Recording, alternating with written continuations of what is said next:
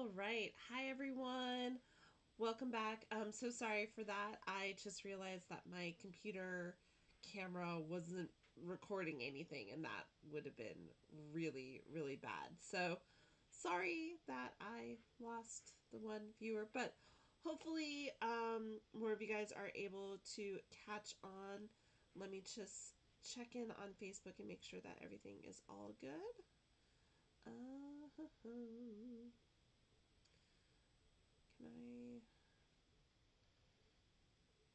Can I share it? I would love to share it. Oh, sweet. Okay. Let me share this. Okay. Oh. Okay. Let's see. Share now. I don't know. Hopefully the internet gods will be nice. Do please let me know if I'm dropping or not. But anyways, we're going to go ahead and get started.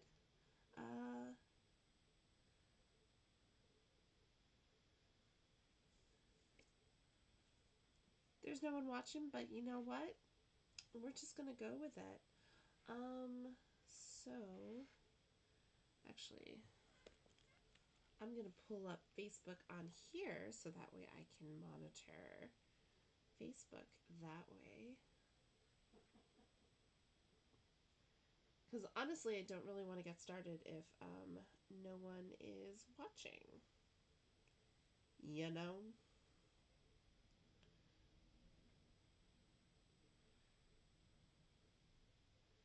Let me see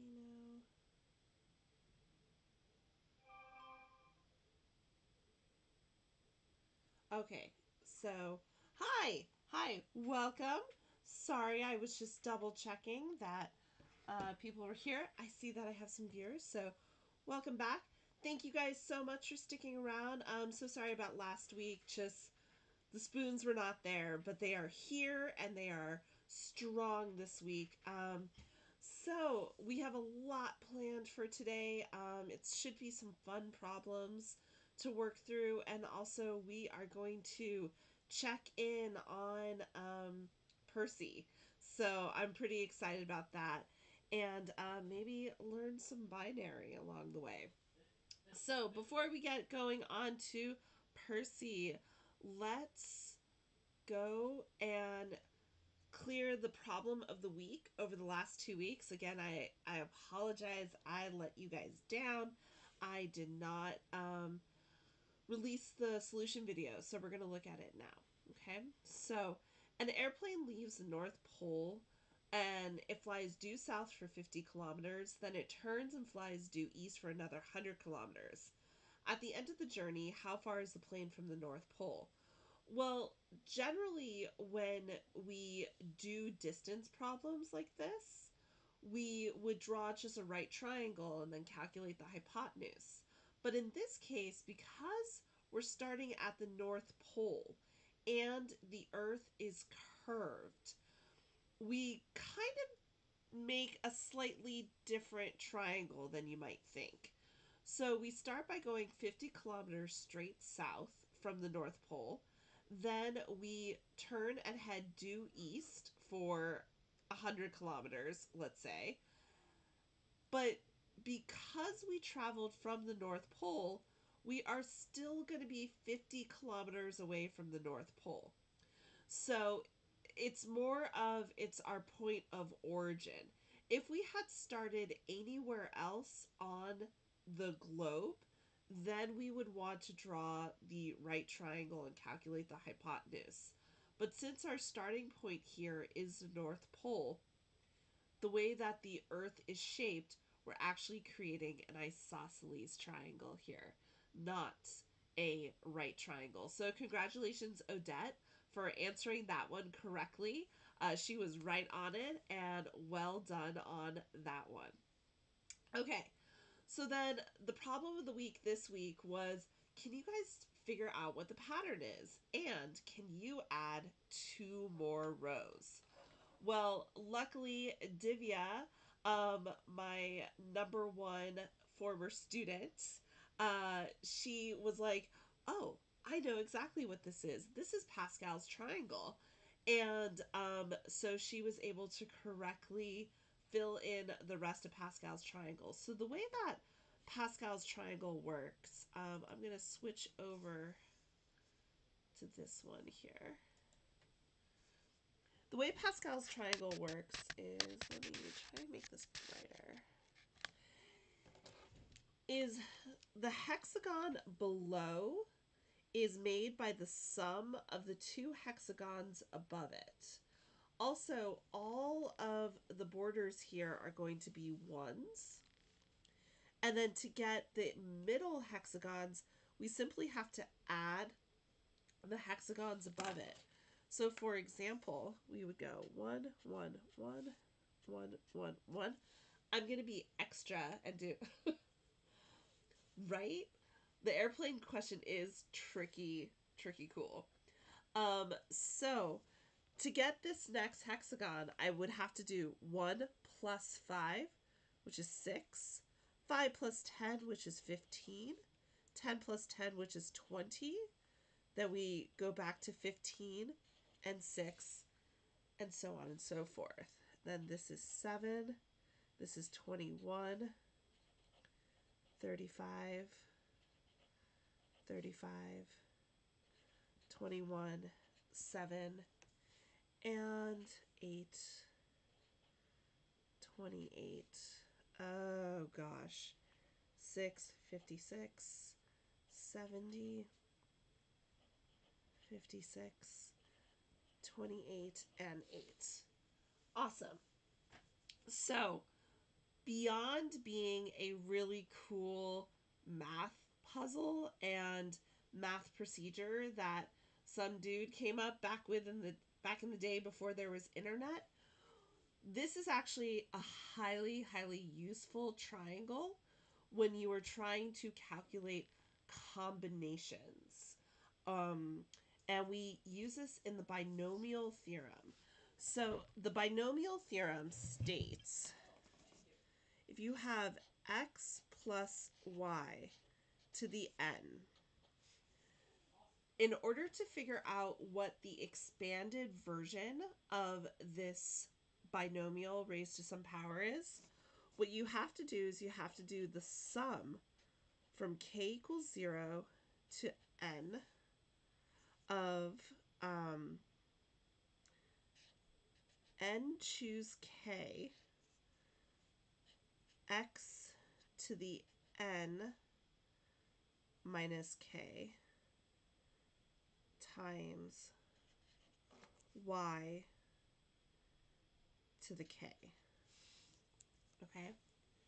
And let me show you how this works. So I'm going to show you two ways. I'm going to show you how we would do a multiplication of a binomial normally, and how this and the Pascal's triangle makes our lives so much easier. So if we wanted to multiply, say,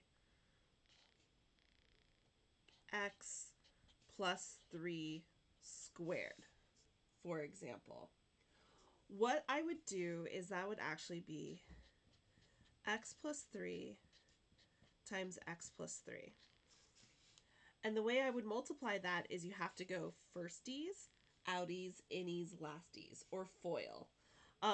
Another way to think about it, and a more generalized way to think about it, because FOIL only works for squared binomials, is you're taking every term in the first set of parentheses and multiplying it by every term in the second set of parentheses. So we are going to do, let me see, x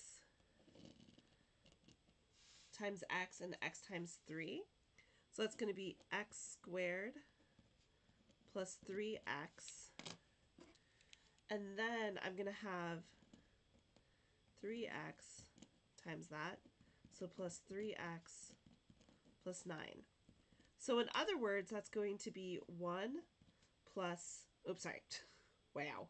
It's going to be, oh my gosh. we're just going to do this. That's going to be x squared plus 6x plus 9. Now, how could I have used Pascal's triangle to help do that even quicker? What we look at is we look at each of these rows. We assign it kind of like a row number. So this is like row 0, row 1, row 2, 3, 4, 5, 6, 7, and row 8. So because I'm doing x plus 3 on the second row, what that would give me, if I want to do like x plus 3 squared, what I would do is these numbers here are my coefficients in front of my term. So the first one would be 1 times x to the n squared times 3 to the 0, because I start with k equals 0. Well, 3 to the 0 is just 1. So that just becomes x squared. Then my second one would be 2 times x to the 1 times 3 to the 1. So the idea is that you like step 1 down from the first exponent, and you're stepping the second exponent up. And then that's going to give me 6x. And then the third term is going to be 1 times x to the 0. That's just 1 times 3 squared, which is just going to give me 9. So therefore, my answer is just going to be x squared plus 6x plus 9, which is really, really cool. Honestly, the binomial theorem like blew my mind when I first learned it. So let's take a look at a slightly more complex situation. Okay. What if I wanted to do this? X plus 3 to the 4th. Okay. So x plus 3 to the 4th means I'd be looking at the 4th row. What I'm going to do is I'm going to do it manually first for you guys, and then show you how we come up, how using Pascal's triangle just makes it so much easier. So another way to think about this is that this is like x plus 3 squared quantity squared. So the reason why I chose it is because we already know what x plus 3 squared is. So that's going to be x squared plus 6x plus 9 squared. And this is where it starts getting really gnarly. When you're multiplying trinomials or polynomials and you're squaring them or cubing them or raising them to some crazy power. So one thing we could do if we wanted to do this manually is to set up a grid.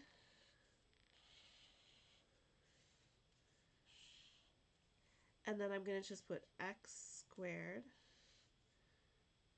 6x, and then 9.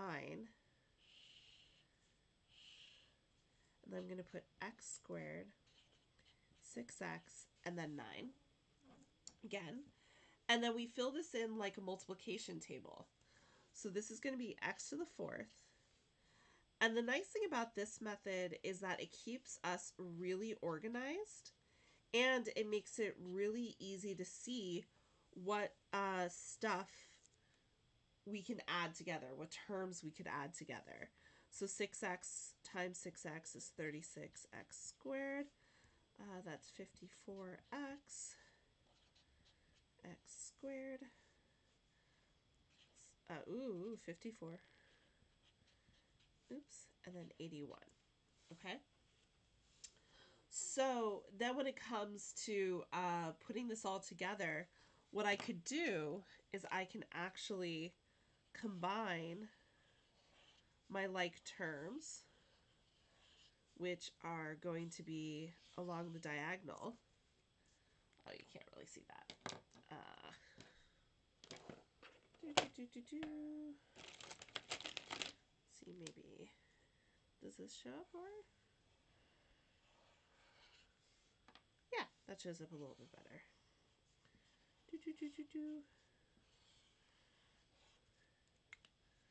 So then, this one put together is going to be x to the fourth plus 12x to the third plus, let's see, 9 plus 9 is 18 plus 36, 54, 63? Hold on. 18. No. It's going to be 54. I can do math. Yay. 54x squared. 54 plus 54, that's going to be right. I love tables. Oh my god, I love tables for everything. I use it for math, I use it for physics, I use it, oh, tables save my life. And so this would be our final answer. Okay, now, how can I do it without having to set up a huge table like this? Well, here's how we would use Pascal's triangle to figure it out. So again, as a reminder, we are doing x plus 3 to the fourth. So that means we are on the fourth row of Pascal's triangle. And what we're going to do is we're going to do our coefficient from Pascal's triangle. There we go. Our coefficient from Pascal's triangle, which is 1, times our first term raised to the power times our second term raised to the 0. Then my next term is going to be my coefficient from Pascal. I'm going to lower the exponent on my x by 1. And then I'm going to raise the exponent on my 3 by 1. And so that's going to give me the 12 that I expect. So far, so good. Plus my coefficient from Pascal, lower my exponent by 1, raise my exponent by 1, plus my Pascal coefficient, lower it by 1, raise it by 1, plus 1 times lower it by 1, raise it by 1. And so then when I do this, 1 times x to the fourth times 3 to the 0 is just x to the fourth. Plus 3 to the 1 is 3 times 4 is 12. X to the third. Plus 3 squared is 9 times 6 is 54. Plus 3 to the third is 27 times 4. That one I'm going to have to write down. 2 plus 108, just x, which is x to the 1. And then 1 times x naught, anything raised to the 0 is still 1. It doesn't matter if it's a number. It doesn't matter if it's a variable. It's still 1. So this is just going to be 3 to the fourth, which is 81, giving us our final result. Okay, so Pascal triangle is a really helpful method when you get into, like, I would say like algebra 2, I think is when you see it. And once you learn it, it like helps so much, especially when you're doing like higher level exponents, higher degree exponents, because it can just become a lot when you're like multiplying groups and then multiplying those groups together, and it's so easy to drop a term. Whereas here on the Pascal triangle, having that method is just, it's beautiful. It's absolutely beautiful. So yeah, and like in another week or some other time, if you guys are interested, we can go over how Pascal came up with his triangle when we look at combinations and permutations. So if that's something that you guys are interested in discussing, let me know and I would be happy to go over it. Okay, so how are we doing? So okay, there we go. Okay, I am so excited from last week. The fact that Perseverance landed just perfectly. I mean, like, it was just seriously an epic landing. Um, it was also just so lovely to see all the engineers just get so excited about it and then just be so relieved when it went well. Um, NASA has had a really good track record recently with their missions, but it's such a complex feat of engineering and planning and math and science all coming together that when it goes well, it's just like, whew, phew, thank goodness. So, what I was thinking we could do is just kind of check in with the NASA.gov. Actually, it's mars.nasa.gov /Mars 2020 to just check on the updates and see how Percy's doing. Cancel. So let's see, how are we doing here? So I love the fact that they are looking at the parachute. We'll definitely go over that puzzle because it's such a cool puzzle, and like, of course the internet solved it in like 6 hours. I mean, the internet is just incredible, and this video footage of the landing just boggles my mind, like how crisp and clear it is, like insane. So if you guys are interested in any of the updates on Percy, definitely bookmark mars.nasa.gov /Mars 2020. Um, it turns out that like on Percy's treads, they have like Morse code for JPL. So everywhere that Percy goes, she's like stamping JPL on the surface of Mars, which is hilarious to me. Um, but they have a lot of the latest updates and like the team that got her there, which is really cool. Last I heard, the helicopter is charging, and so they're working on it. And hopefully, it seems like it's been surviving so far the harsh Martian nights. So fingers crossed that it gets to where it needs to be, so then we can have some powered flight, which would be really cool. But the pictures that Percy is sending back are just phenomenal. Like, these are actual color, they're not false color, and like, it's just the level of detail just boggles my mind. Boggles my mind. So, and then they have like cool animations. Honestly, the NASA website is just so cool. There's just like so much cool stuff. Okay, so I can't say I'm surprised that the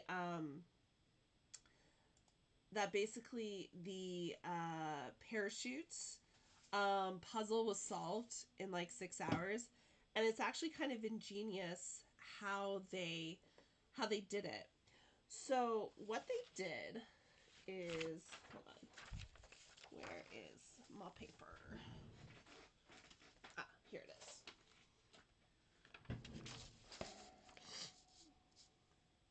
Part of the impetus this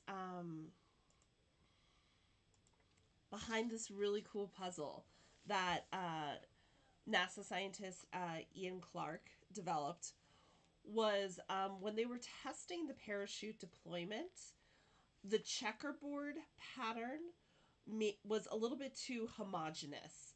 to kind of figure out where there were issues in the parachute deployment. So they wanted to create kind of like a unique and different pattern, one that if you didn't see, you could quickly analyze what's going wrong or like what part of the parachute is failing. So they saw an opportunity to create this kind of coded message in the rings of the fabric strips of the parachute. And because every quadrant of the parachute is unique, they can actually really kind of track how it deployed, how it unfurled, and did what it did. So the way this puzzle is designed, there are 4 rings. There's 1, 2, 3, and then a very outer ring here. And the people who cracked it, his name was Maxence Abela and his dad Jerome. I think that's adorable that it was a father-son team who liked doing puzzles together. What they realized is they could assign binary to it. So they're both computer scientists, and computer scientists love using binary code because basically the zeros and the ones, it either tells you that something is on or it's off. The duality of binary makes it so we can tell the computers what to turn on and what to turn off. Generally, within a byte, there's like 8 spaces, and then each of those bytes, or I'm sorry, correct me if I'm wrong, Divya, because like it's been a hot minute. So I think it's like each byte contains 8 spaces, and then you could have like a 64-bit um a, nice. You use birthday for your, I love it. I love it. Aw, thanks, Marina. Love it. Um, so yeah, and then you can have like 64 bits, meaning that you have 64 spaces to put the zeros and the ones. So what the father-son team figured out was that they assigned ones to all the areas where there's red and zeros to all the areas that are white. There are also 80 fabric strips, which is perfect because generally a byte in computer code is broken up into 8 spaces, where depending on whether or not you have like zeros or ones, it tells you the information. When they broke it up into a series of 8 and then translated it from binary to like characters, it was just gibberish. But what they noticed was that the letters were separated by 3 bits. So like every 3 fabric spaces were white. There were like 3 zeros in a row, and that couldn't have been a coincidence. Of course, not including these big swatches of red. And so then they were like, oh, these swatches of reds are like ends of words or the start of the phrase. So to make it a little bit easier to see, what I've done is I've transcribed the pattern of the parachute onto graph paper so we can kind of see it in like a linear sense. And here's how they determined the alphabet. So they're like, okay, what they noticed is having those 3 zeros in a row set the width of the letter. And the width of the letter was really clever because NASA knew all the computer scientists would immediately assume that each letter is 8 bits. So instead, they made them 7 bits long. And so then they said, okay, A is going to be 6 zeros. I'm going to make it so you guys can actually like see this. A is going to be 6 zeros. 1, 2, 3, 5, 6, and 1, 1. Okay? Hi, Alex. Thank you for joining the stream. Then they're saying, like, okay, to get the next one, what you want to do is you want to convert it to the next binary number. So the rule for converting binary or getting to the next one is you start at the rightmost of your byte. Okay, so you start at the right area. If it's a 1, you turn it to a 0. And then if you go from a 0 to a 1, you have to turn the 1 to the left. You have to flip its value. If you flip it from a 0 to a 1, you're done. And everything else stays the same. And so then that would be B. Then C, again, I start at the right. I'm going from a 0 to a 1. So I'm done. Everything else stays the same. And then for D, again, I'm going to flip this 1 to a 0. And because I went from 1 to 0, I also have to flip this next value to 0, and then I'm going to flip it to a 1. And then everything else stays the same. And you just kind of go through this whole process until you have all the letters in the alphabet. So I'm going 1, and then I gotta go 0, 0, 1, right? Yeah, because I gotta flip that. I gotta flip that. Because if I'm going from a 0 to 1, sometimes I like forget. Oh no! Oh, calamity. Okay, this is actually that. Sorry. Ugh. Okay. So then H. So this should be a 1 and a 1. Ugh. This is why I don't generally do stuff in marker. It's just that, like, the camera can't read pencil. And it makes me so nervous whenever I have to do math in, like, pen or marker. So anyways, okay, I have to go from a 1 to a 0. That means I have to flip this one. I have to flip this one. And then I have to flip that. Everything else stays the same. 0 to 1, I'm done. Everything else stays the same. 1 to 0, gotta flip. Everything else stays the same. Okay, 0 to 1.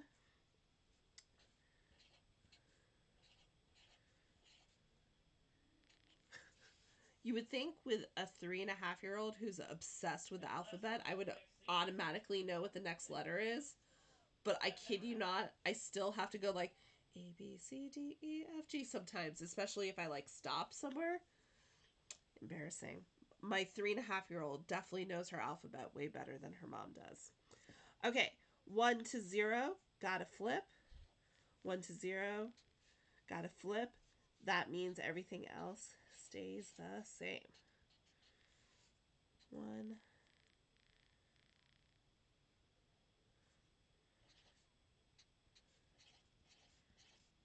And it's kind of meditative, honestly, creating this binary code. O, P, Q, R, S, T. And then, yeah, okay. So 1, 0 to 1, everything stays the same. Oh man, get ready for a major shift. 1 to 0, flip, flip. Okay, so then 1, everything stays the same. 0, 1, 0, 0, 1, 0, 0, 1, 1, 0, 0, 0, 0. Like, once you get into the groove of it, you're like, okay, this, like, totally makes sense. 1, 2, 3, 4, 5, 6. Yeah, okay. Gonna just make a big line here. So this is gonna be like my decoder. and U, V, R, S, T, U, V, W, X, Y, Z. Embarrassing. I legit have to go through it like each time. Okay, so then 1, 0, 1, 0, 1, 0, 0, 1, 1, 0, 1, 0. Ever feel like a broken robot when you're reading out binary? 0 to 1, that means everything stays the same. Flip it, doop, doop, doop. 1, 0, 0, 1, 1, 0. And 0, 1, 0, 1, 1, 0. Okay. So we now have our code besides the G, which is just disaster. So the way to kind of think about it is wherever there's a 1, it's colored in.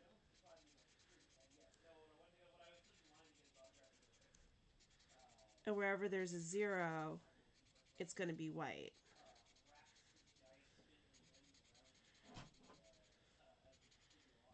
I don't know if this is going to make it easier to like quickly see what letters and like decode.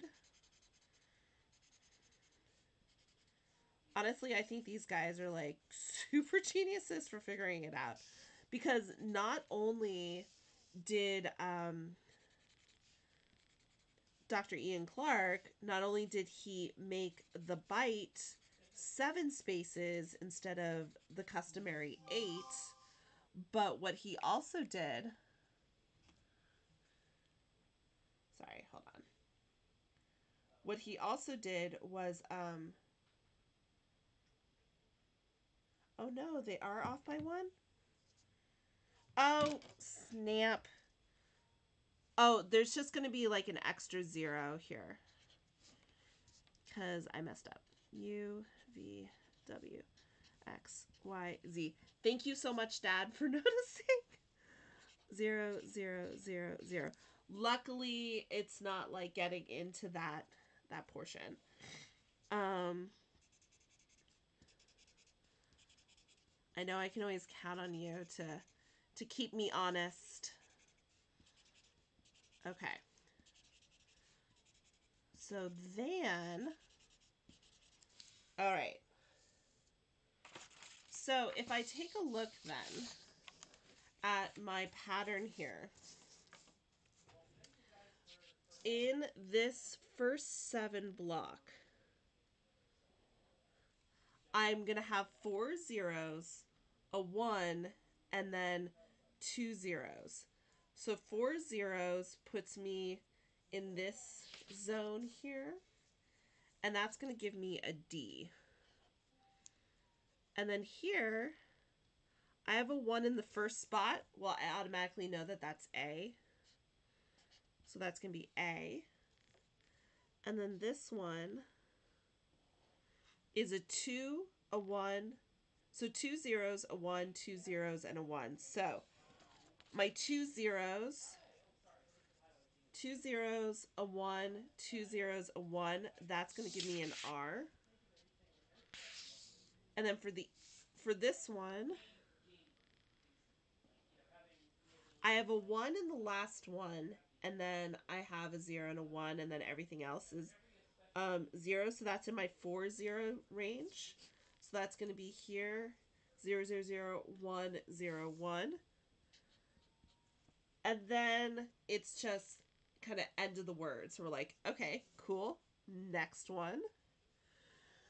Now, what I did when I transcribed this, I did not necessarily transcribe it from the beginning of each word, but I went from the same section of the parachute, which is kind of how you should approach any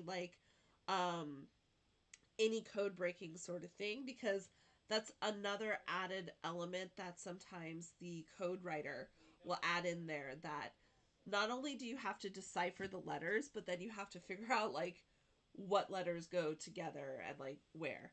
So here I have 2 zeros, a 1, a 0, a 1, and then 2 zeros. So 2 zeros a 1, a 0, a 1, and then 2 zeros. So that's going to be T. And then here, this is going to be 2 zeros, 2 1s, 2 zeros, and a 1. That's going to be my Y. Y. Big block. So that's where I'm like, okay, that's probably the end of my word. But let's see what the other ones are. And honestly, I had to get some of the bit information. I had to get some of that from another picture, because the picture that I had printed out here that I was trying to collect my transcription from, the rope, the rope got in the way of the message. So I'm missing information about 2 bits here. But luckily, people were able to figure it out from other angles from the parachute, because Percy has like a ridiculous amount of cameras on her. So, anyways, this one is 3 zeros. So that means I'm in this territory right here. 3 zeros. Looks like 3 zeros, 2 1s, a 0, and a 1. So that's an M. And then 3 zeros, a 1, 2 zeros, and a 1. So that's going to be the I. And then we have here G, because it's just the 3. And then here it's 3 zeros and then just a 1. So then that's an H. So again, I'm pretty sure this marks either the beginning of a word or an end of a word. So we have dare, mighty. I'm going to just move those over here. And then if I look up here, these are the same. So I know that that's automatically T. I've also seen that one before. That's an H. I've also seen this one before. And then this one is new. So that's another aspect that you should take to code breaking, is if you're seeing repeated patterns. If you ever watch Wheel of Fortune, the RSTLNE, the reason why they give those letters in the final one are those are the most common letters used in English words. So it's kind of like those are the ones you wanna already have. Okay. Sorry, I got distracted. 3, then 3, then 1, so that's gonna be an N. I've also seen this one before. It's a G. And then this one is 2, and then 1, and then 2, and then that's, and then.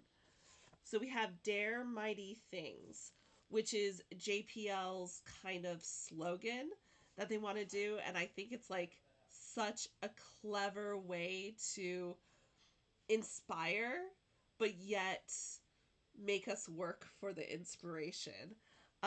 So then on the outermost, let's see what we have there, because there's no big swatch.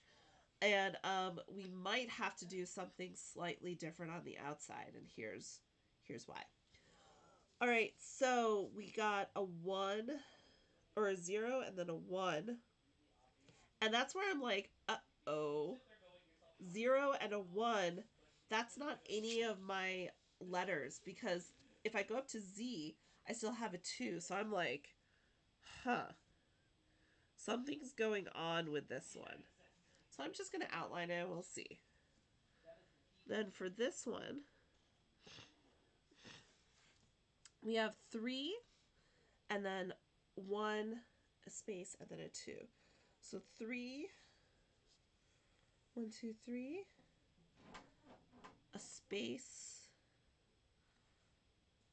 and then 2, so that's a K. Okay. And then this one is a space, and then 3. And again, each of our letters has at least 2. So that's where I'm like, huh. And actually, that's where the father-son team was like, that's weird. So for those ones, those are going to be numbers. And we're going to go over how to convert the numbers in one moment. So this one, though, 3 and then 3, that is going to be 3 and then 3. That's going to be N. Okay. And again, this is going to be a number because all my letters start with 0. This one could be a letter. And also, like, this one could be a letter. Or it could be a number. And let's see. That's a 3, a 1, and a 1. So J. JPL. And then here, 2, and then 1, 1, 1, 1. And again, the highest binary number that I get is 0011010. So that's definitely going to be a number.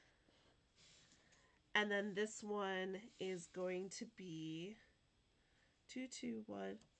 And this is W. So this is probably where the father-son team was like, I have numbers and north and west. What that indicates is degrees, minutes, and seconds of longitude and latitude. So I don't think this is going to be a K or a J. This is going to be numbers. And to do numbers, here's what you have to do. So when we have the bits, how many do I have? 1, 2, 1, 2, 3, 4, 5, 6. 1, 2, 3, 4, 5, 6. Perfect. I can do it this way. Okay. So when I have a space, a binary space, 2, 3, 4, 5, 6, 7. This first space here, the rightmost space, is going to represent 2 to the 0. So binary code can be used to write numbers. Ice cream. Do you want ice cream? Yes, please. Sorry. Binary code can be used to express numbers by writing them as powers of 2. So the first space is 2 to the 0. The second space is 2 to the 1. Then this is 2 squared. 2 to the 3rd. 2 to the 4th. 2 to the 5th. And then 2 to the 6th. So the way this works is if you have a 0 in the space, you don't count it, right? Because anything times 0 is just 0. So this first number here is going to be, oh, I should have done it on the other side, but whatever. This will just be, okay.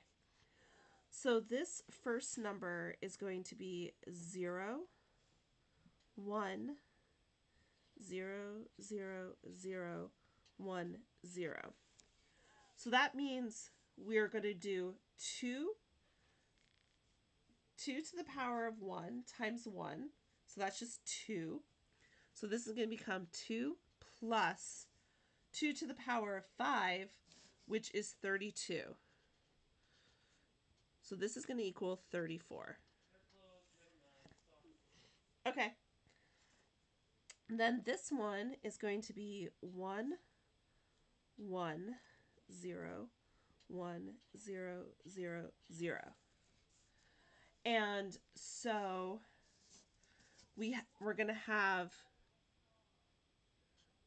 2 to the 0, which is just 1, because anything raised to the 0 power is just 1, plus 2, plus 2 to the 3rd, which is 8. And that's going to equal 11.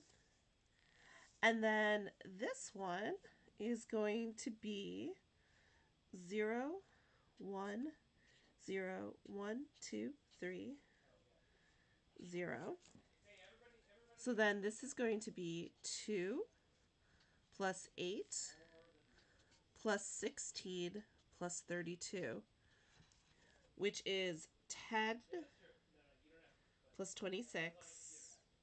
That's going to be 58. Okay. Then we're going to leave the n as n because, again, that's giving us our direction. So the W probably refers to this. So basically, this is actually saying W at 34 degrees, 11 minutes, and 58 seconds. Okay. And then let's do the north one. So we have 0, 1, 1, 0, 1, 2, 3. And that's going to equal 2 plus 4 plus 16 plus 32 plus 64.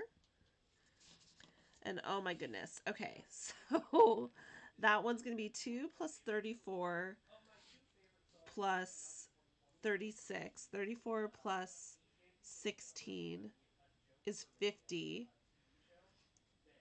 50 plus 68 is going to be 118. Okay. And then this one is going to be 0, 1, 0, 1, 0, 0, 0, which equals 2 plus 8, which is 10. Okay, and then this one is basically everything. It's 1, 1, 1, 1, 1, 0, 0. So that's going to be 1 plus 2 plus 4 plus 8 plus 16. And I know, it's just like, it's a long process, but I get it because it's so much easier to do like a Boolean loop where it's either true or it's false. Like there's either a 1 or a 0 in this piece of information. And I think it's actually phenomenal that we've managed a system that can encode that type of information. Like, blows my mind, man. Blows my mind. So 10 plus 20 is 30. So then that's going to be 31. So then this is north of 118 degrees, 10 minutes, and 31 seconds. And it turns out that these are the longitude and latitude for JPL laboratories in Southern California.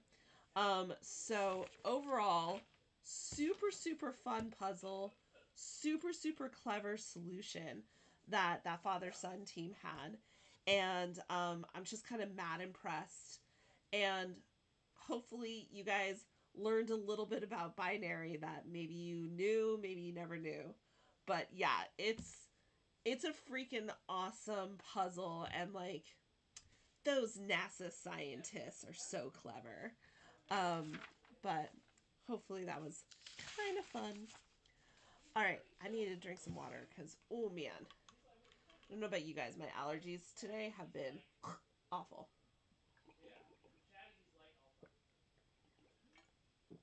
All right, so feeling pretty good so far.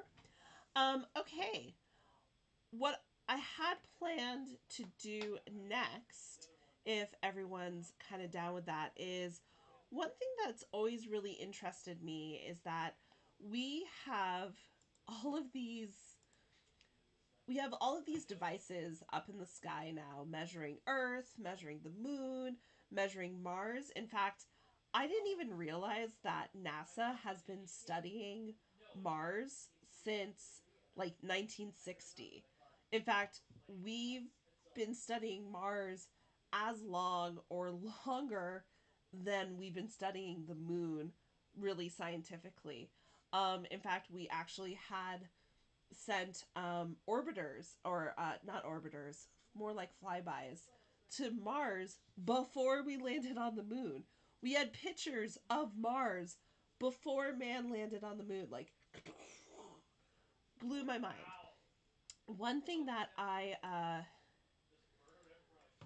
what that inspired me to do, and like shameless self promotion here, I'm going to pull it up, is I really wanted to do kind of some research into the history of the timeline of Mars. And in fact, that's why I didn't do the stream last week, because I was just so busy working on it. And yeah, here it is. Can I move me here? Okay. So what I did is I created a timeline of all of the missions to Mars. I included the successful missions and the non-successful missions. And what amazed me was that the Soviet Union was actually going to send a rover to Mars in 1971. Like, that just blew my mind, because in my mind, like, our technology, our robotic technologies is incredible and amazing. And to think that we've been trying to develop the rover technology since the 70s, and just seeing how far it's come is just absolutely incredible. And I really would love it if you guys kind of take a look at this timeline. I'm going to drop the link. I'm going to drop the link in chat.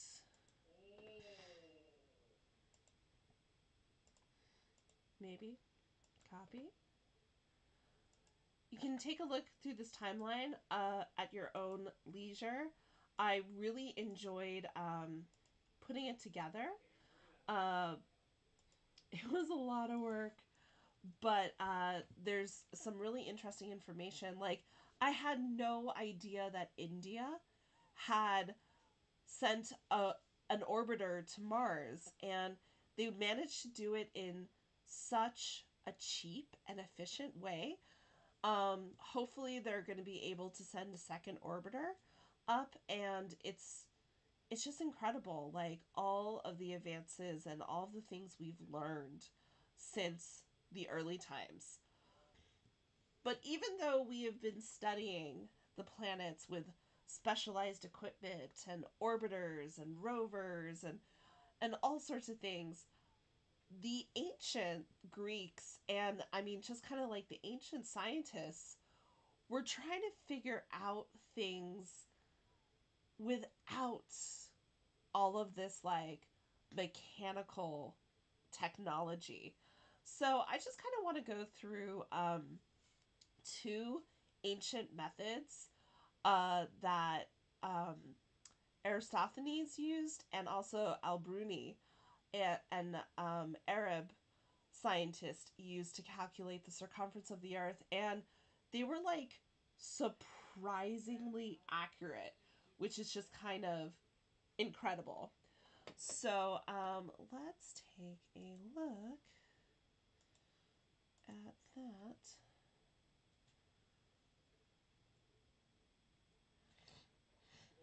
Um,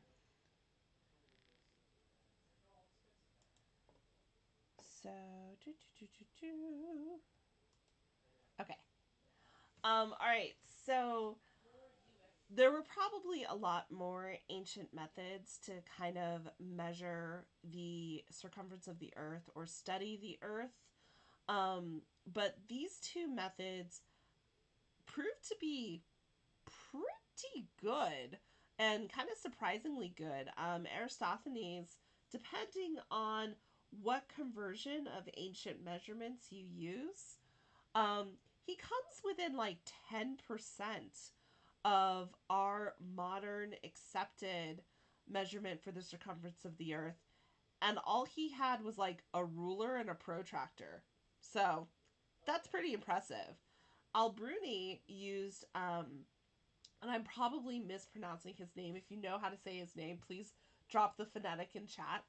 Al-Biruni was able to measure the circumference within like 5% of what we accept as the circumference of the Earth. And he used an astrolabe, which was like the hot tech of the day. And he used the astrolabe, a mountain, and geometry to do it. So we're going to kind of work through these two setups. And I'm also going to describe a science experiment you can do to do the Al-Biruni method to measure the circumference, which is pretty cool. So let's see. I need to go here. Okay.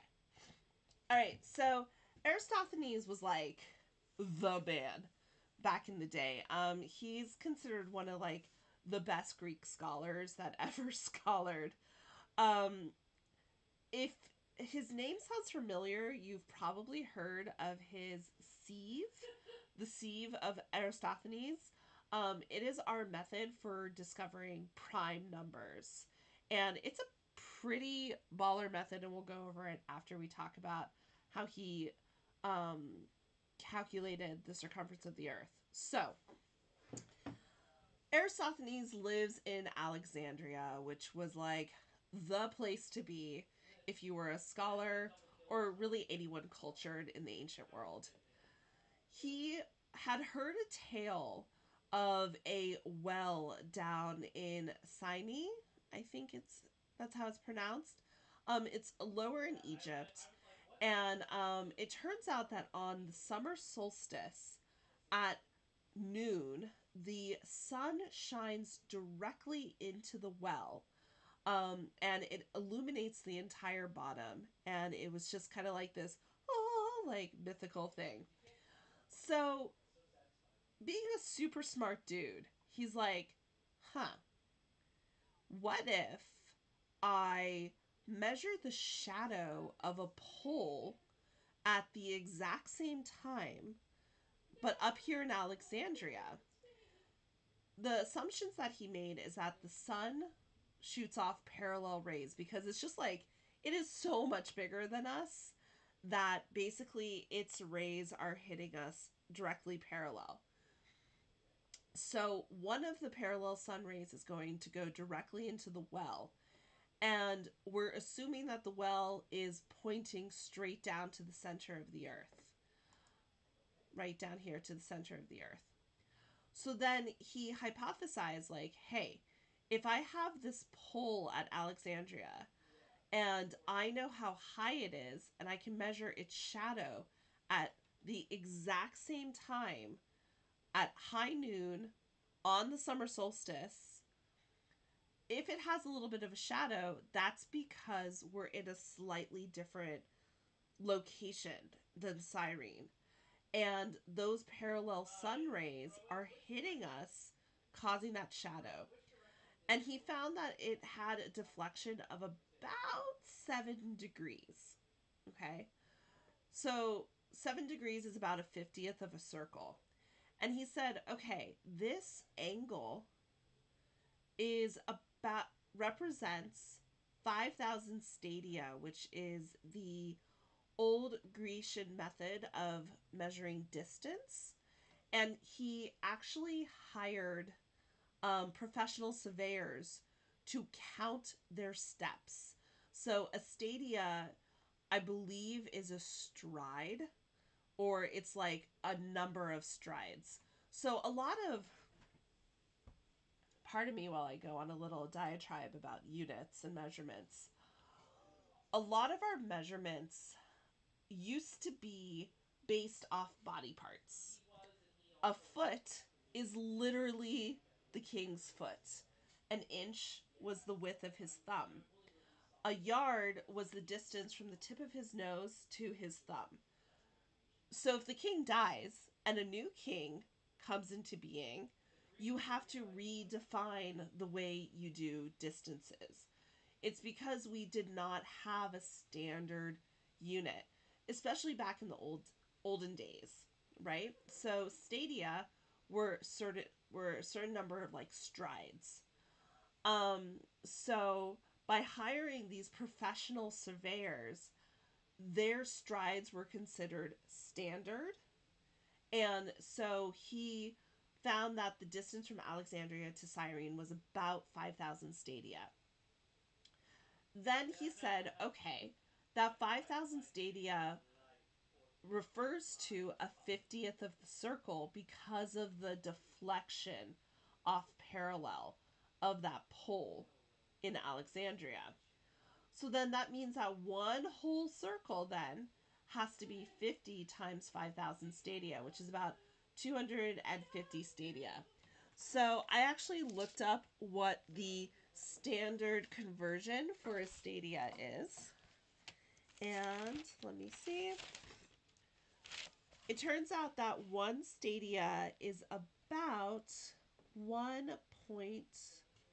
We're actually going to do this out. Sorry. Give me one moment. Let me get some paper.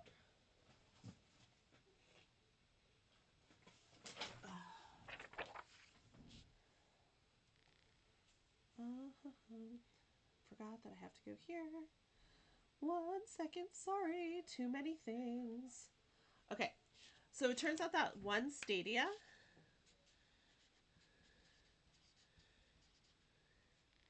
is about 0.185 kilometers, which, if you want to think about it, is about 185 meters. A meter, for those of us here in the United States, because for some reason we refuse to go metric. Don't get me started. I am so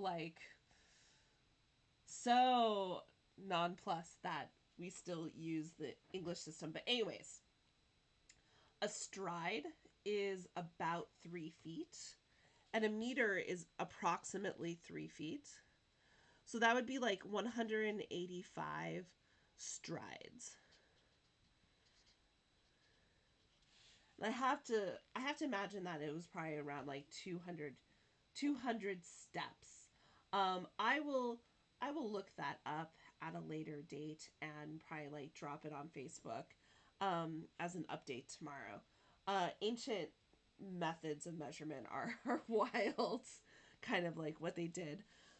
So he said that the circumference of the Earth,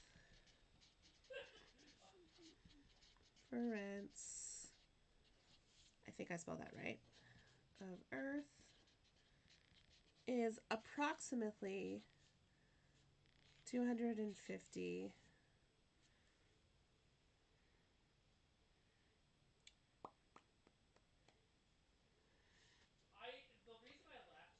Sorry, my brain just went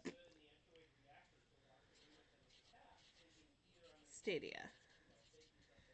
If we want to convert this to kilometers, just so that way we have a reference that kind of makes a little bit more sense to us, what we would have to do is we would have to... Oh. Okay, now I understand my notes. I'm sorry. I was looking over my notes going, why are my numbers different? I actually want to do it that we're looking for the radius of Earth. So, what we have here is we have a sector that's 5,000 stadia, and it's at an angle of about 7.2 degrees. That's what he found. So, if you guys really want, I can totally go through the proof of how, like, the angle between the shadows is the same as the angle of Earth. If you want, let me know in the comments, and I'll go through that. But for now, here's what we got. So, to figure out the radius of Earth, what we can do is we can use the equation for an arc length. So an arc length, which we represent with a fancy L, is going to be your angle divided by 360 times your circumference of your circle. right? So then we're going to have 5,000 stadia, which would equal 7.2 over 360 times 2 pi r. And to solve this for r, basically I want to move everything over to the other side. So that involves me basically taking my calculator, because I can't do that in my head. And I am so thankful for this piece of technology. Oh my gosh. Speaking of crazy technology, this calculator right here, more processing power than the computers that sent man to the moon. And you know why? Because the computers were human, and they are amazing. If you haven't read Hidden Figures, go read it. It's incredible. It's such a good book. Anyways, 360 divided by 7.2 divided by 2 pi, making sure I put those parentheses around the 2 pi. And you get an R of 39,788.7 stadia. Okay. Stadia makes no sense to us in this modern world. We either do things in kilometers or we do things in miles. So what we're going to do is we're going to do a conversion.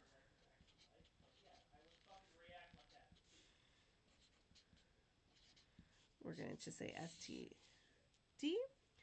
And then we know that 1 stadia equals about 1.85 kilometers.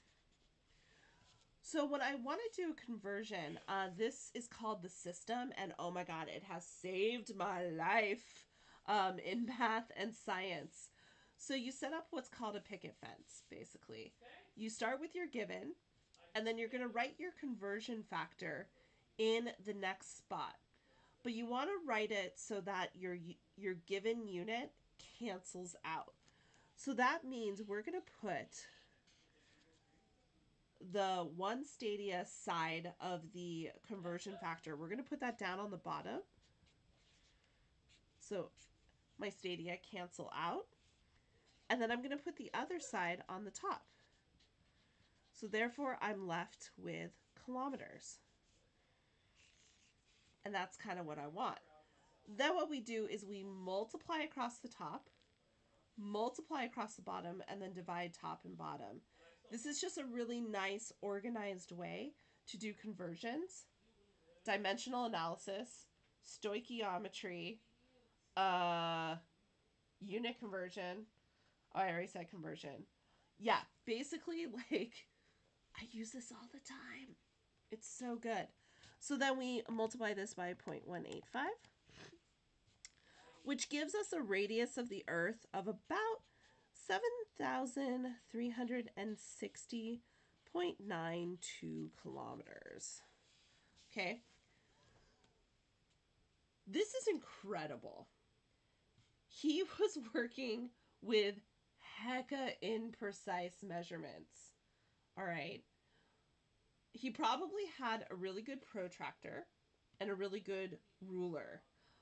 But you're not going to take that ruler and string it from Alexandria to Cyrene, which is, let's see, 5,000 stadia times 0.185.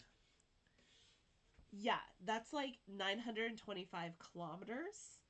And so that's a really far distance to measure with a ruler.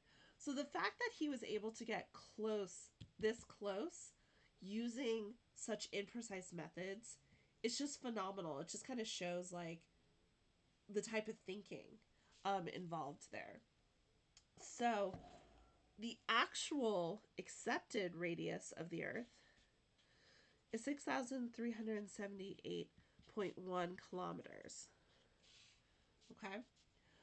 So if we wanted to calculate the percent error, I'm just throwing in a lot of stuff today. Percent error.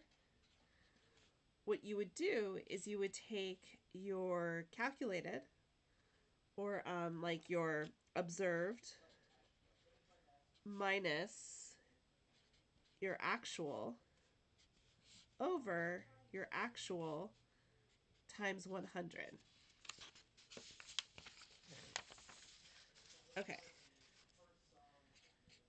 So then percent error, in this case, would be my observed. And notice the absolute value.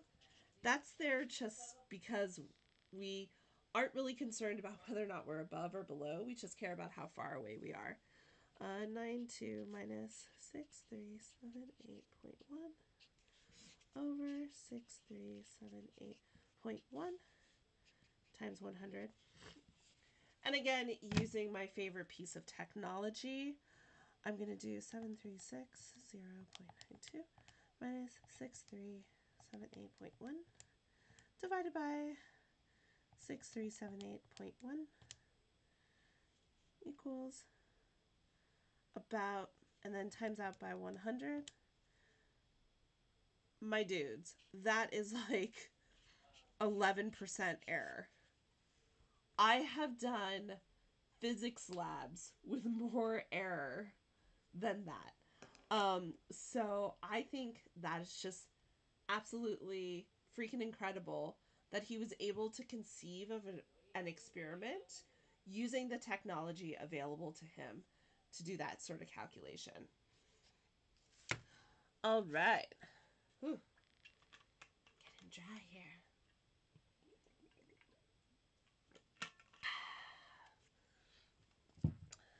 So, let's talk about our other dude.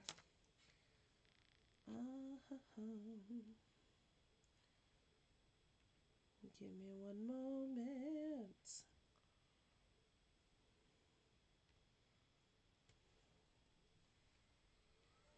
Whew.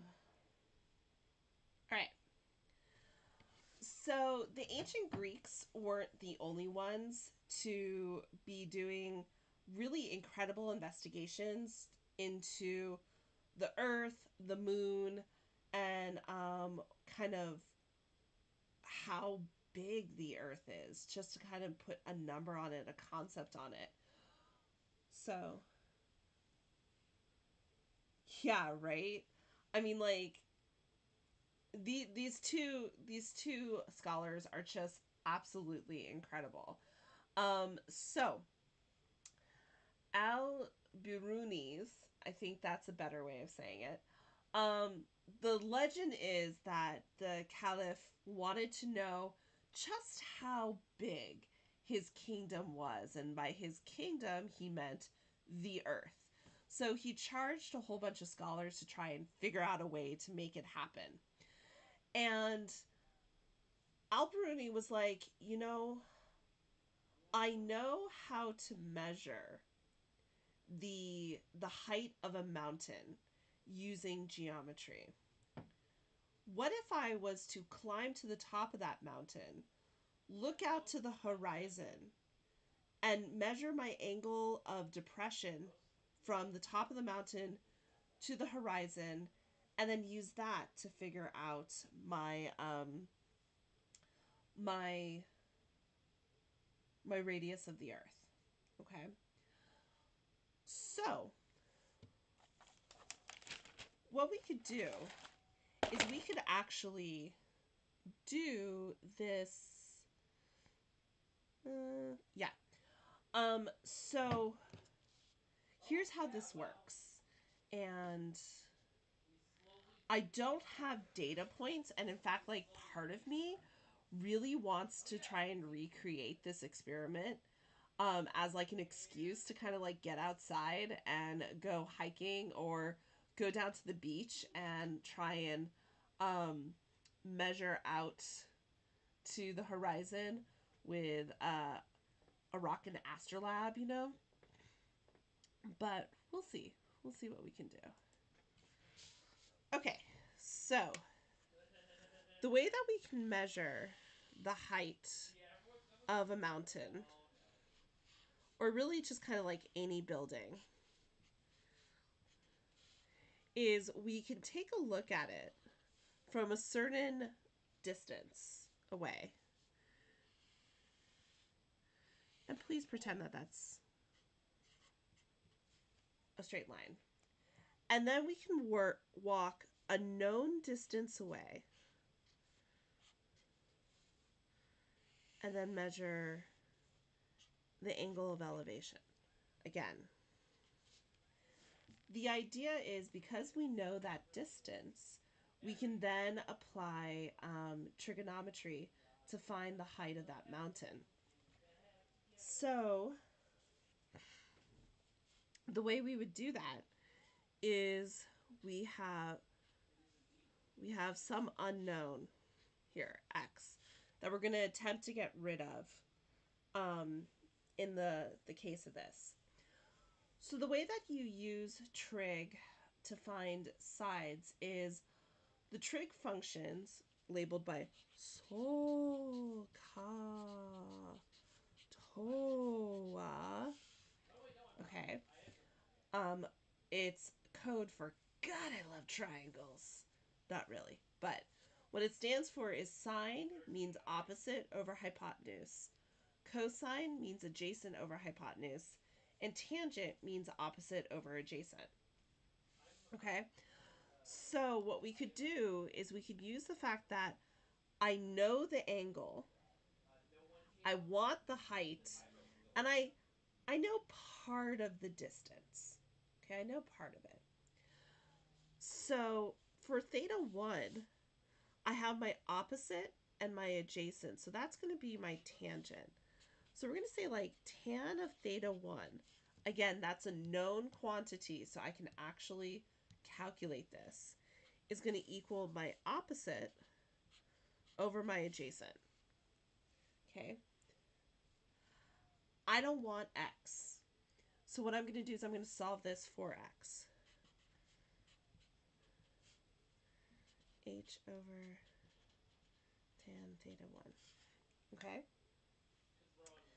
Then we're going to do tangent of theta 2, which is going to equal my height, again, same height, but this time it's going to be my known distance plus that x, which I'm like, ugh, don't really want to deal with that.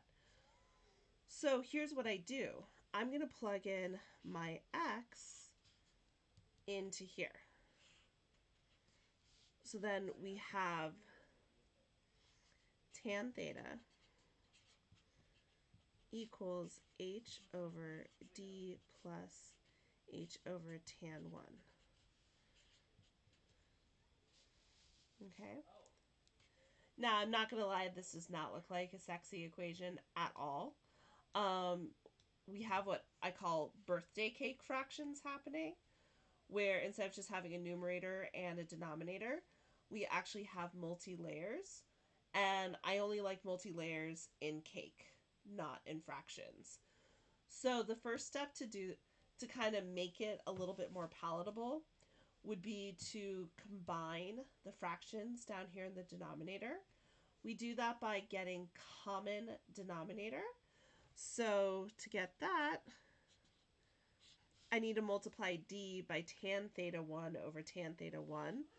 So that's going to be d tan theta 1 plus h over tan theta 1.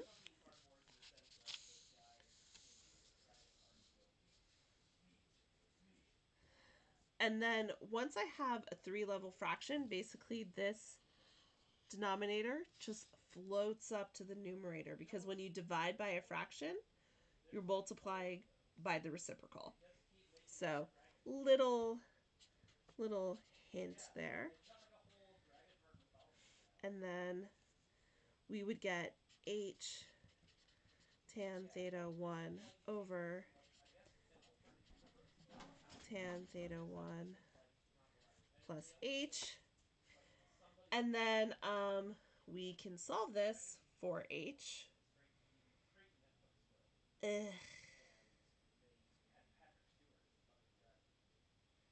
You know what?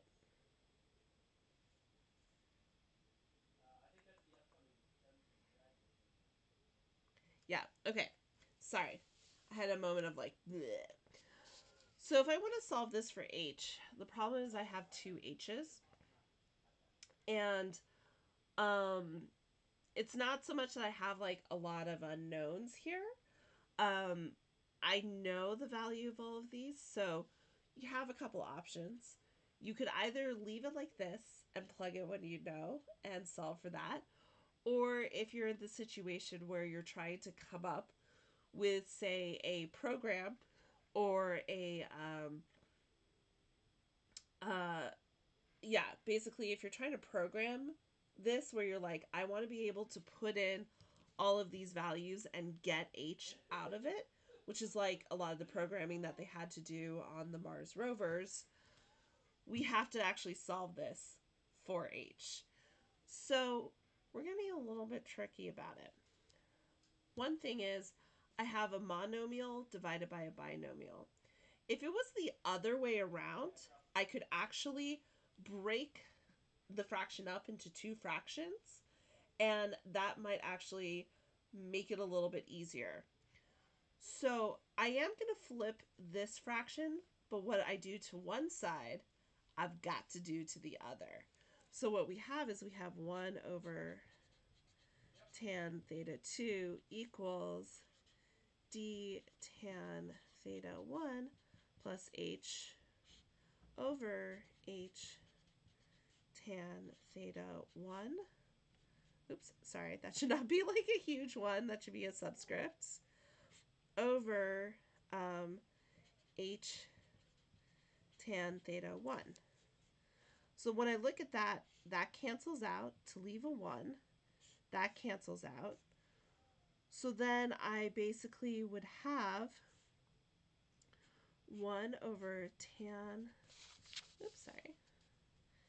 tan theta 2 minus 1 over tan theta 1.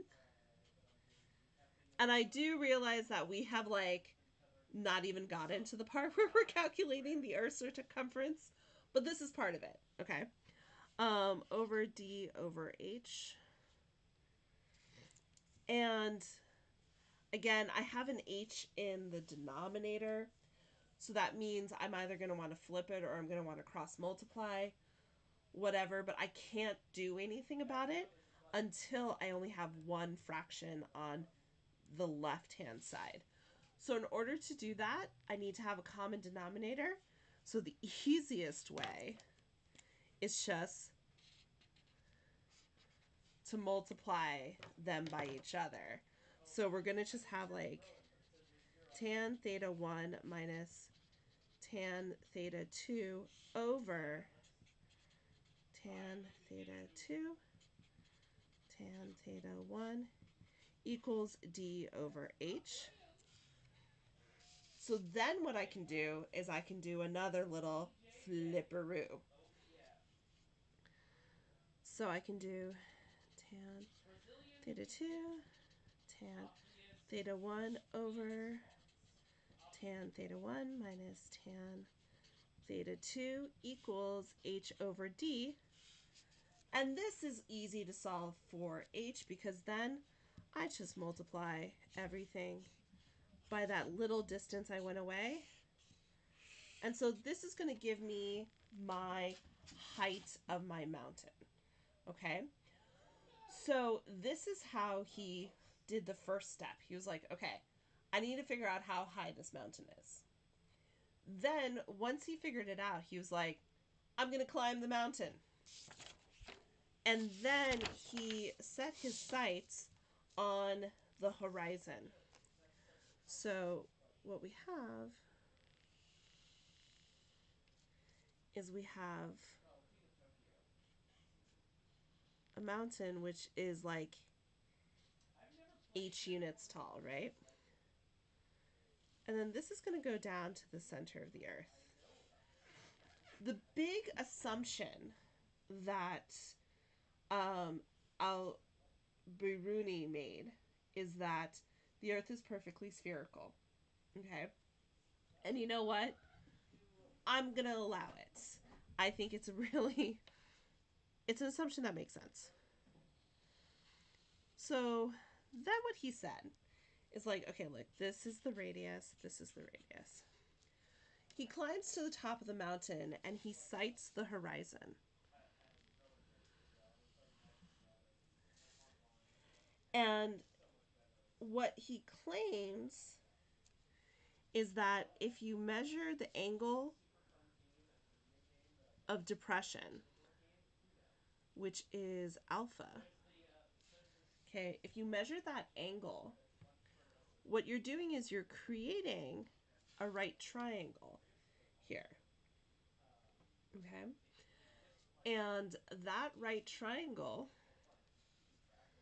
is, we can use that right triangle to try and figure out what R is, because we know what H is and we know what alpha is. And so then that's going to help us find R. One thing that we need to say is that this angle here is actually going to be 90 minus alpha. So therefore, oh, sorry. The reason why I know that is when we measure the angle of depression, we are going from a line parallel to the ground, and it has to be perpendicular from our height because we're standing upright. We're assuming that we're not, like, leaning or anything like that. And the way that astrolabes work, everything is at orthogonal angles to each other. So therefore, this angle here is going to be theta, or sorry, alpha. Alpha. So what he said then is, he was like, okay, we can do law of sines here. And we can use the fact that law of sines says the sine of the angle over the opposite side has to be equal for all angles and all sides of a triangle. So he said, like, okay, sine of 90 minus alpha, sorry, I know that looks like an infinity, over the radius of the Earth is going to equal sine of 90 over this side. Well, this is still the radius of the Earth, but we're going to add that little height to it. So we're going to add R plus H. And then what we're going to do is we're going to attempt to solve this for R. So the thing is, sine of 90 minus alpha, that's just cosine of alpha. So we have cos of alpha over R equals sine of 90 is just 1 over R plus H. Man, this is looking better every day. So, because I have a fraction equaling a fraction, I can just multiply it together. Sorry, cross multiply it. So I'm going to get R equals cosine alpha times R plus cos alpha H. The reason why I decided to distribute it, I'm going to have to move this cosine alpha R over to the other side because I want to solve for R. So we're going to end up factoring it out when we do that. So we get R minus cos alpha of R equals H cos alpha. And so then should probably figure out how to do like a whiteboard for this, but oh well. So then I'm going to factor out an R, and I get 1 minus cos alpha equals H cos alpha. Try saying cos alpha like, 5 million times. And then I can just divide by H cos alpha over 1 minus cos alpha. Again, this equation is called the Al-Biruni equation, and you measure alpha with your astrolabe, and you also measure height with the previous equation. So, if you don't want to climb a mountain to do this calculation, you can actually use it as an excellent excuse to go to the beach and watch the sunrise or the sunset. The idea is because the Earth is curved, we actually see the top part of an object disappear last. So basically, an object disappears from the ground up. So, like a ship going over the horizon, the ship part will disappear, but the mast part will remain visible as it goes out. So, what you can do is you can go down to the beach and you can look for the sunrise or the sunset. I'm going to do sunset because I'm not a morning person and I'm just like no good in the morning. I can't like do math, whereas I love sunsets. It's like super romantic and all of that fun stuff. So, let's say we are on the beach. Okay. And what we're going to do is you're going to start by lying down on the beach, staring at the sun as it sets. Basically, here we have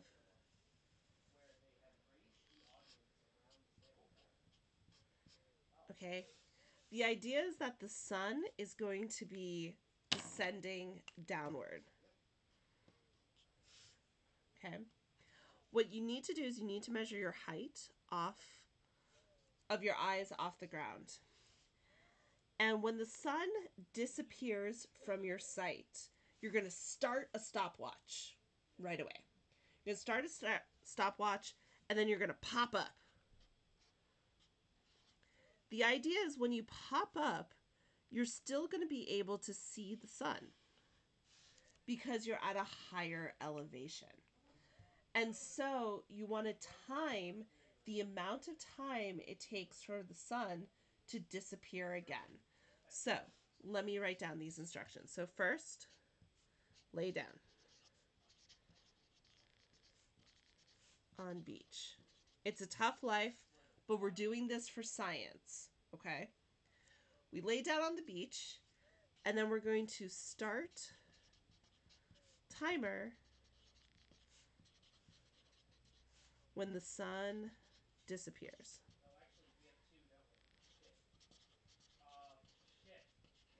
Okay. Then we're also going to stand up at the same time. So it's helpful if you have a friend. Stand up at the same time. Okay. What you're going to do is then you're going to time sunset. Basically, you're going to time how long it takes the sun to fully go down the horizon again. The idea is when we're looking at it from two ways. When we're laying down, we're like right here on the circumference. And then when we're standing up, the Earth has rotated a certain amount. So if we know the time between that Earth rotation, we can use that to actually figure out the amount it rotated. And so we can use this equation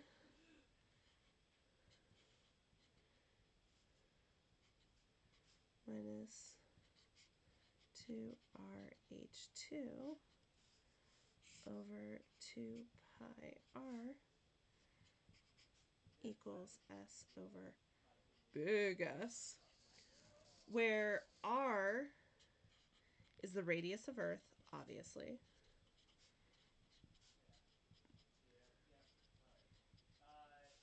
And then H1 is going to be your height laying down.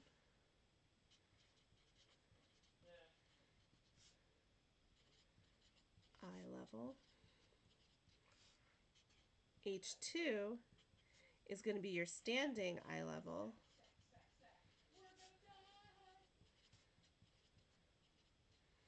Oh gosh, I'm running out of room.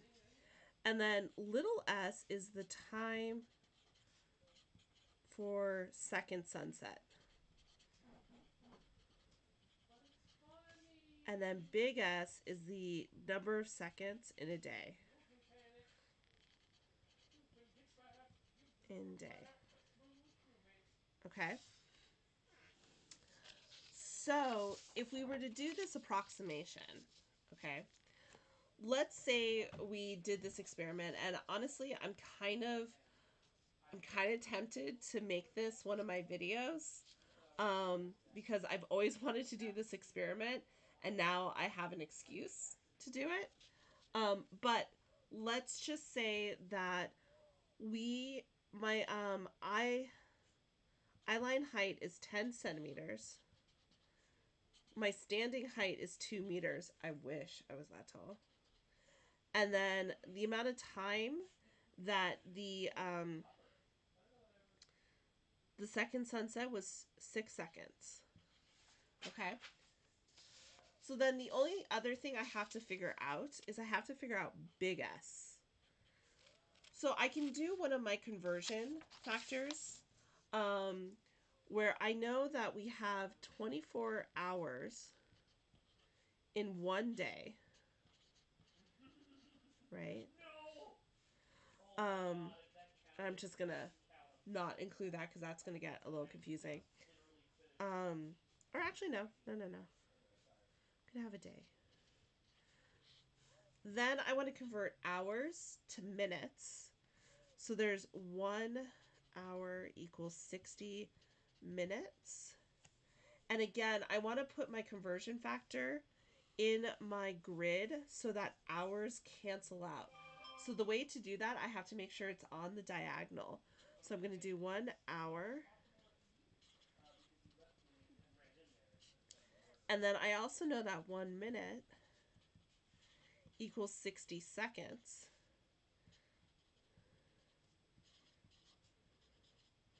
So if I look, hours and minutes cancel out, leaving me with seconds.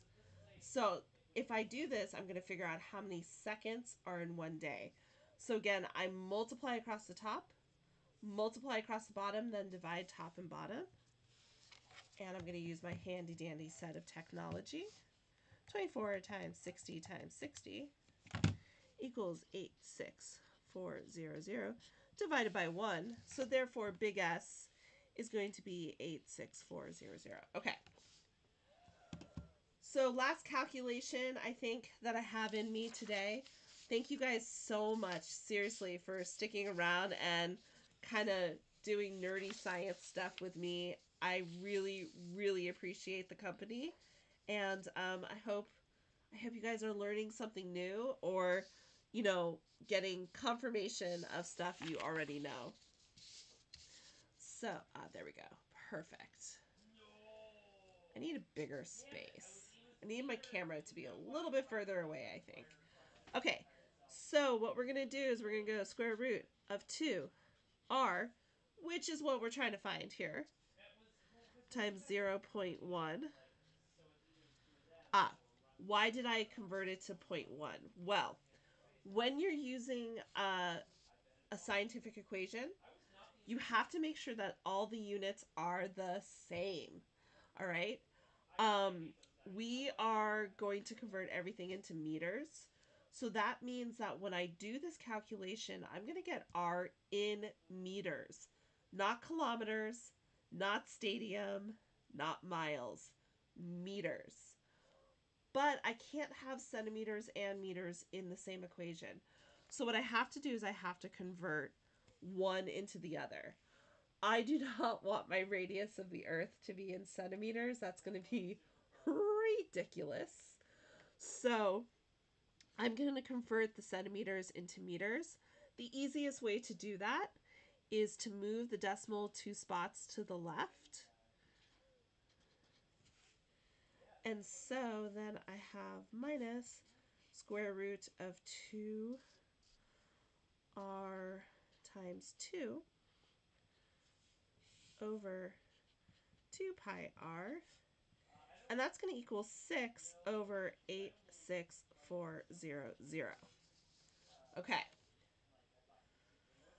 I want to solve for r. And this is not ideal. But here's what we can do. It's going to be a little bit crazy, so bear with me. I notice that I'm dividing a binomial by a monomial. So what I can do is I can actually go ahead and split my fraction into 2 pieces. I can also rearrange my square roots because the square root of a product is the product of square roots. So here's what we're going to do. We're going to have square root of 0.2. I can multiply these numbers together times the square root of r over 2 pi full r. Okay. Minus square root of 4, which is just 2, dope, times the square root of r over 2 pi r. The reason why I want to do this is I can actually simplify root r over r. So that's going to just give me a square root of r in the denominator. So what I'm going to get then, oh yeah, equals 6 over 86400. Don't worry, right-hand side, I didn't forget about you. So we're going to have square root of 0.2 over 2 pi times 1 over root r. Oh, the reason for that, let me just kind of go over that super quick. Square root of r is the same thing as r to the 1/2. And when you're dividing exponents, you can simplify it if you have the same base. You can simplify it by just subtracting the exponents. So half minus 1 is negative half. A negative exponent does not mean it's negative. It just means it changes its position. So now it's going to flip down to the bottom. Minus 2 over 2 pi root r equals 6 over 86400. Okay, there's some magic happening here. We can divide that. That's going to leave a 1. And I notice that I have 1 over root r on both of them. This is great news because instead of having 2 r's, I'm now only going to have 1. So I'd have 1 over root r, big parenthesis,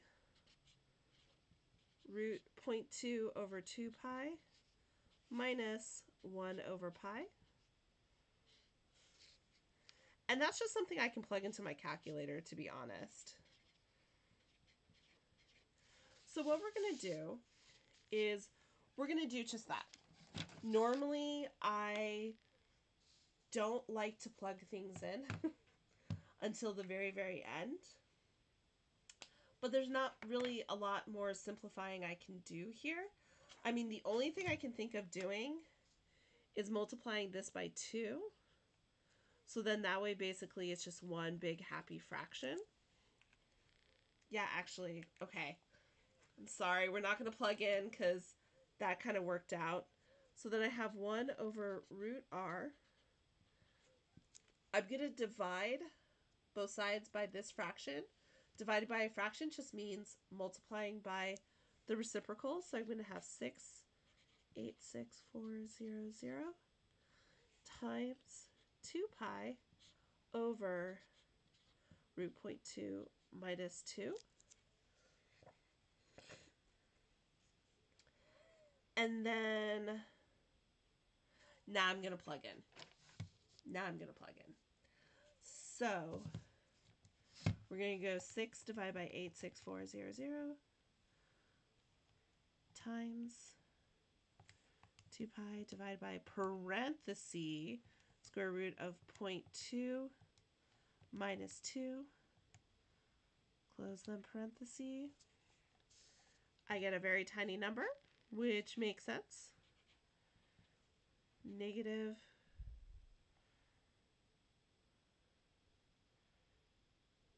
why is it negative? It shouldn't be negative.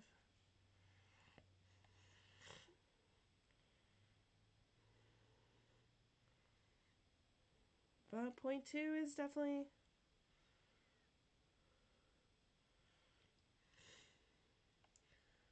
I don't know why we're getting a negative number. We're going to just ignore it and roll with it. That's the physicist in me. I'm just like, eh, it's good enough. Okay. I have an R in the denominator. I don't like that. I want it to be in the numerator. So what we can do is we can do a little flip to flip. So on the calculator, if you want to do the reciprocal, there is a button that's x to the -1. And so basically, if I hit that on my answer, I would get that the square root of r equals -3558.72. Okay. And then, because I flipped the right-hand side, so that means I also need to flip the left-hand side. But that's square root of r, so to get rid of that square root, I simply square both sides. And that's where I'm like, ha, see? That negative didn't make a difference this time. So negatives will be the thing that always like makes or breaks your calculations. So in this case, we want to make sure we square it. And we're going to get a radius of 1, 2, 6. This is going to be way off. 6, 4, 5, 1, 8.63 meters. And that's going to be approximately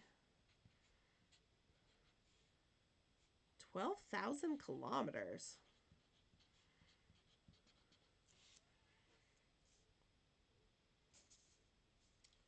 Well, that's like double what it's supposed to be. I'm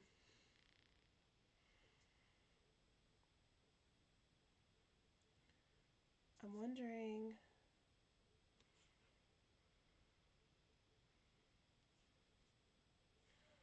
I'm going to look into that equation. Maybe it didn't quite get derived correctly.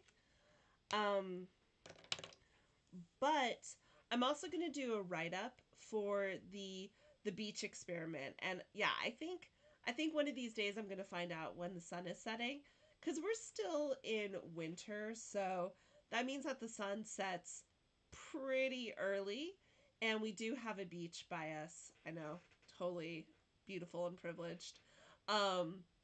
So yeah, I think I'm going to try this experiment, and we'll see kind of how we do and how close we can get. When Al-Biruni did his experiment, he actually came like within 5% of the actual circumference of the Earth. So I tried to find like his original numbers, and he used the ancient measurement called the cubit. And a cubit was basically the length of your forearm. So, like, you can measure your desk in cubits by laying your forearm across it. And so, the percent error of these ancient calculations fluctuates depending on what sort of standard conversion we're using. But no matter what, I still think it is mad impressive. And not only were we able to figure out the the shape of the Earth, but we were also able to figure out the distance that Earth was from other planets.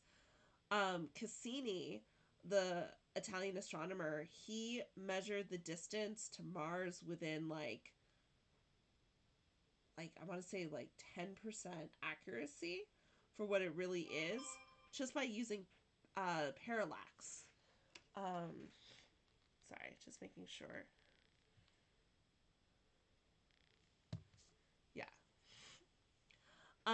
So parallax is a really interesting phenomena that when you observe a fixed thing from two different angles, it appears to move. So hold on, let me see. Oh, my mouse disappeared. Okay.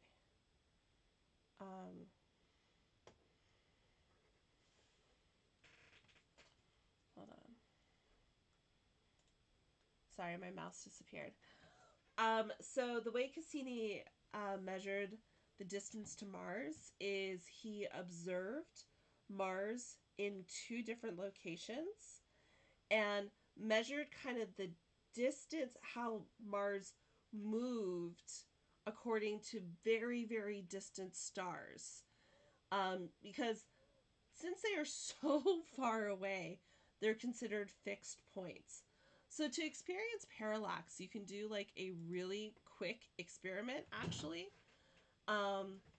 If you hold your finger up in front of your face and then you close one eye and then the other eye, your finger appears to move about the same distance between your eyes. So you can use that apparent distance that your finger moves and the distance between your eyes to figure out the length of your arm through parallax. So if people are interested in that, I might do that in a future video. But right now, I think we did so much today, and thank you guys so much for hanging out.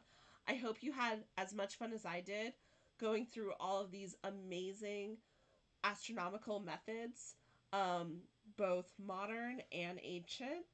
And I'm looking forward to kind of seeing what Perseverance has to offer us and continually checking in. Um, it is coming near the end of the month, so I'm thinking in March, I'm probably going to be focusing on a math concept. And I'm going to be alternating between math, science, math, science. So January was geometry and origami, mostly solid geometry, 3D geometry.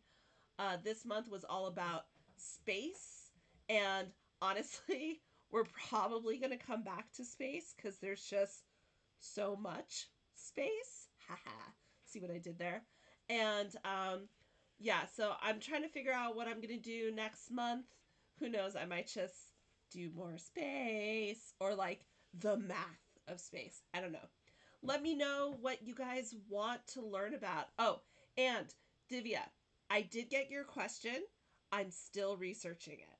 So, hopefully I'm trying to contact an expert in an expert electrician to kind of give their feedback on that.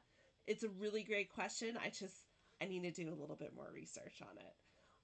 So yeah, with that, I think I'm going to close down office hours. Again, thank you guys so much for hanging out, and you all are just amazing. And let me know what you want me to cover. Please stop by the Facebook page, join it if you haven't already.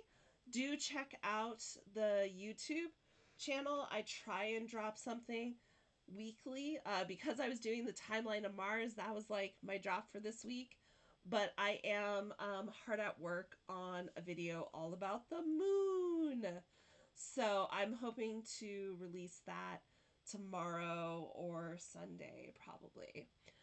So yeah, have a great night, and look up at the sky, kind of see what you see. It's beautiful out there. So hope to see you guys around next week. And